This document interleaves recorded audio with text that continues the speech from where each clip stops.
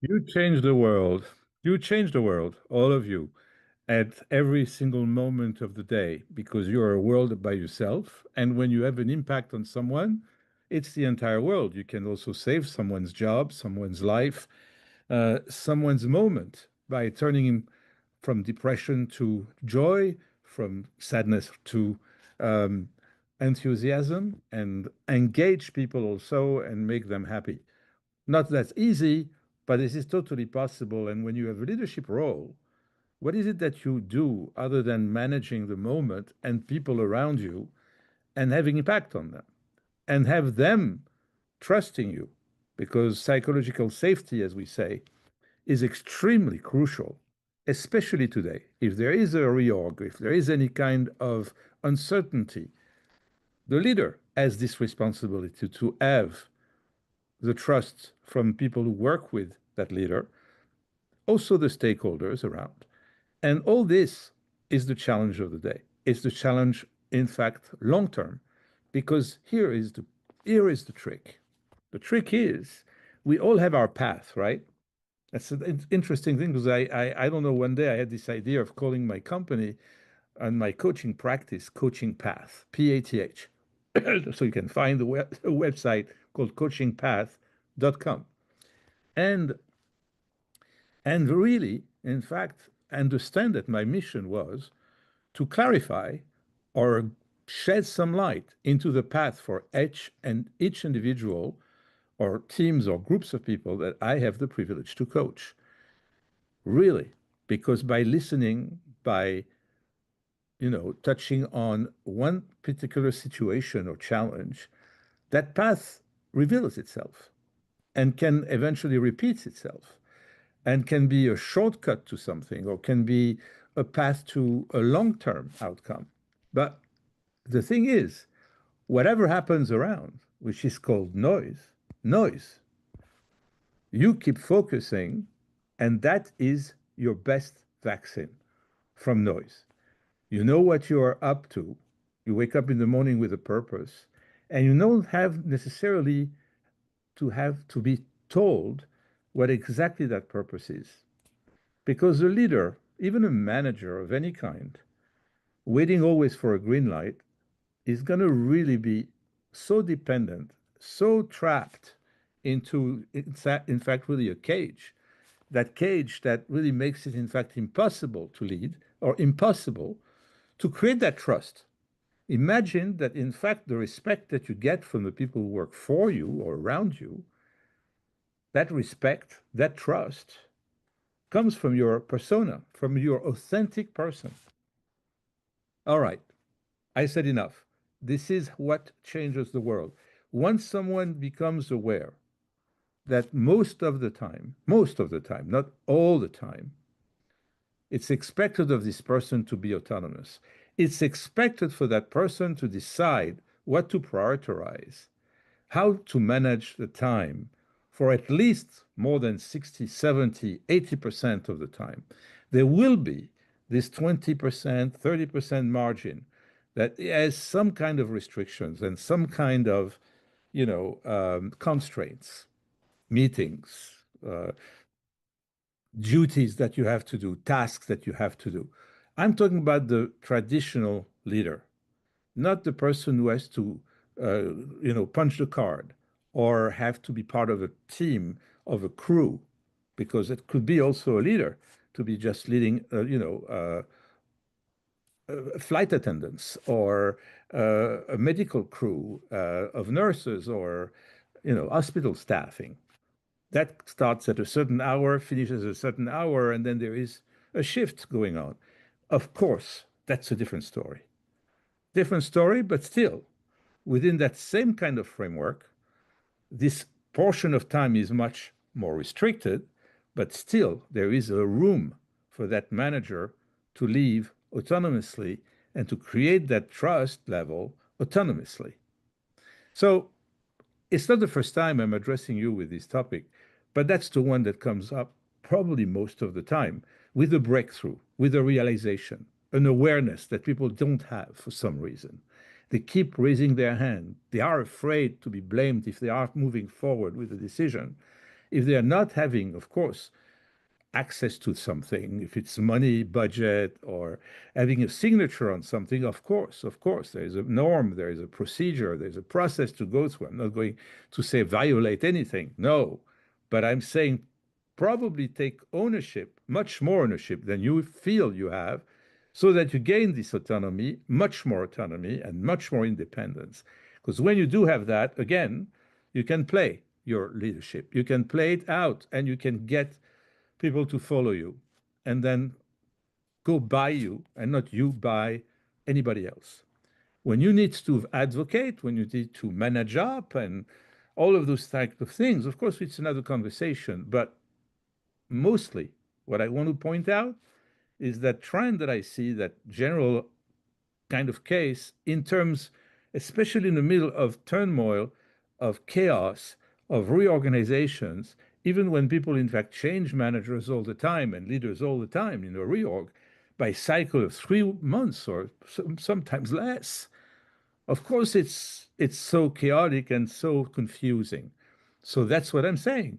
If you want to keep driving and if you want to keep running with your team, try to just be the more independent you can be and the most focused you can be because your task, your accountability remains the same.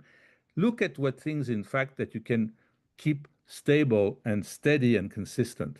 Consistency, focus, and autonomy, I think, probably are the most foundational ingredients that you need to survive any kind of reorg, any kind of chaos, and survive it and also build something and feel the purpose in your hands, under your control, you monitoring it.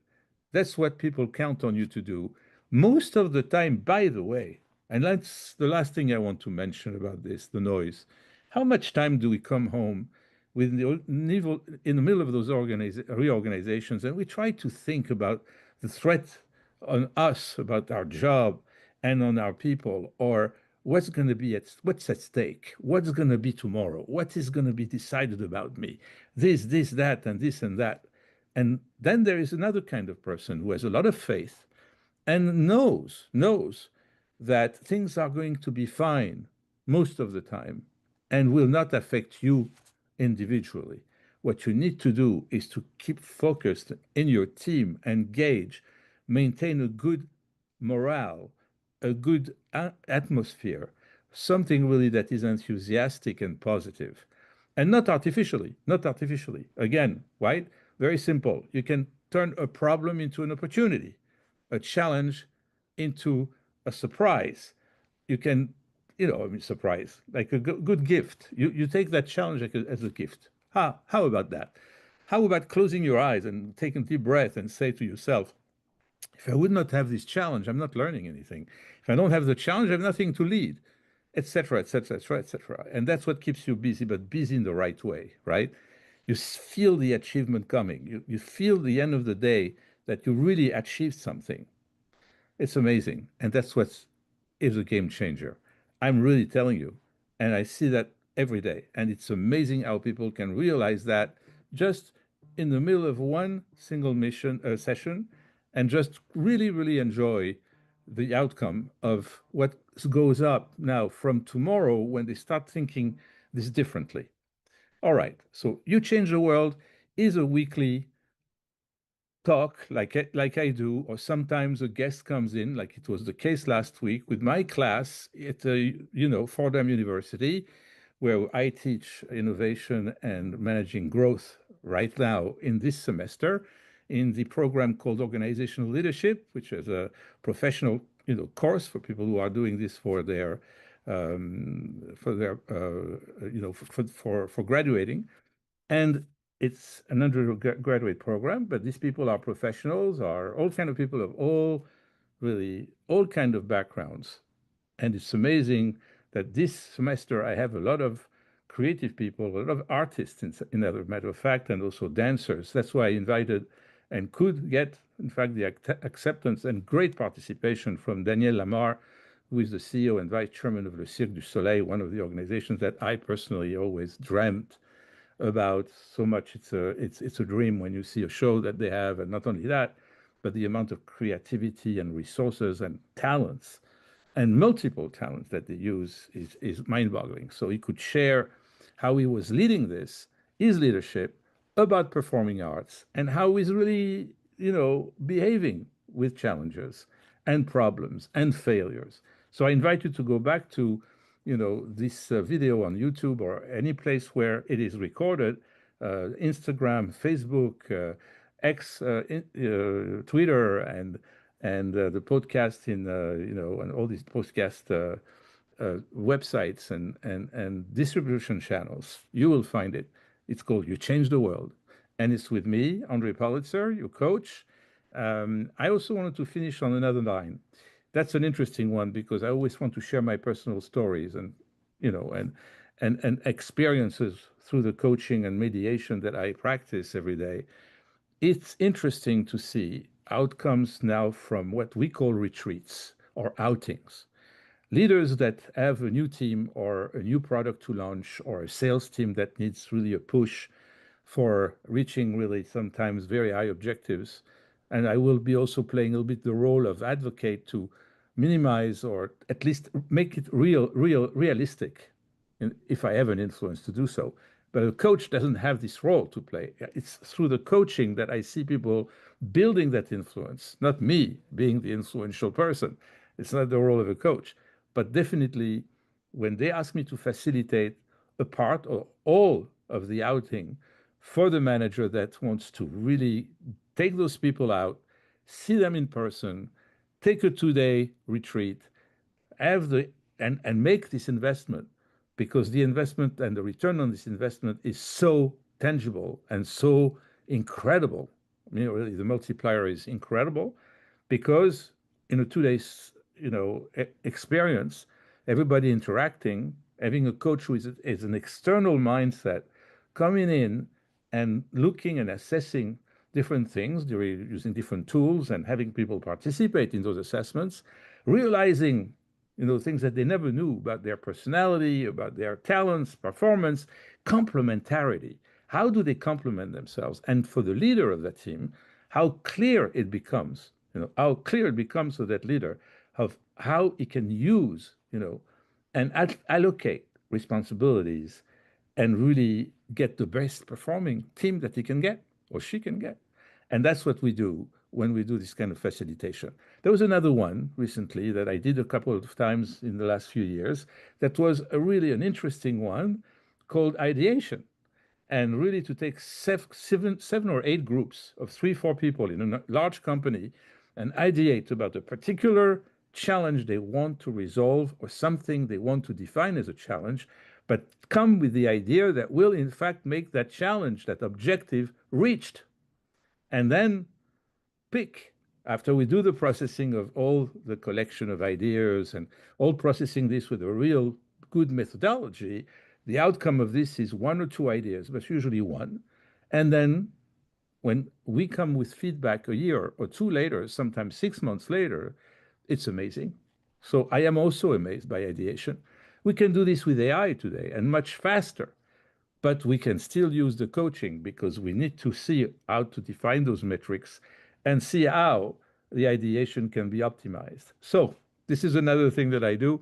Thirdly, oh, I will finish on that. Today is a little bit more marketing oriented because I would like to have the 2026 coaching year for me to be a little bit more about team coaching, a little bit more about facilitating those workshops and retreats and different other things that to facilitate. A couple of keynotes would be good also on innovation and on all the things about about executive presence because we use also very unique methodologies to help people to be really aware, present intentionally, and really overcome so many obstacles thanks to this. So, as I see results every single day, and I enjoy seeing the feedback that I get, obviously, I need to share it a little bit with you, hopefully, to inspire you if you're a stakeholder who look for this kind of resource.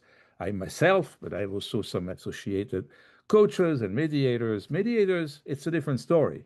But there's a lot of coaching in mediation and a lot of mediation in coaching when it comes to conflict or difficult conversations. So this is the great aspect of our lives. And I hope that we'll have an opportunity to share it. But for today, I shared those different points, and I hope there is a few takeaways for you. And if you have any questions, you can always communicate with me via messaging through the website, again, andrepolitzer.com or coachingpath.com. There's some other names if you want. If you also want to go to the executive presence side of the website, it's called it's called what is it called? It's called by a mindset spotlight mindset, because you're under the spotlight and you have mindset to be under the spotlight and an awareness that some people are watching you. Spotlight mindset.com. That will get you directly into the improv portion of my website. Thank you for listening. Thank you for being here, and see you next week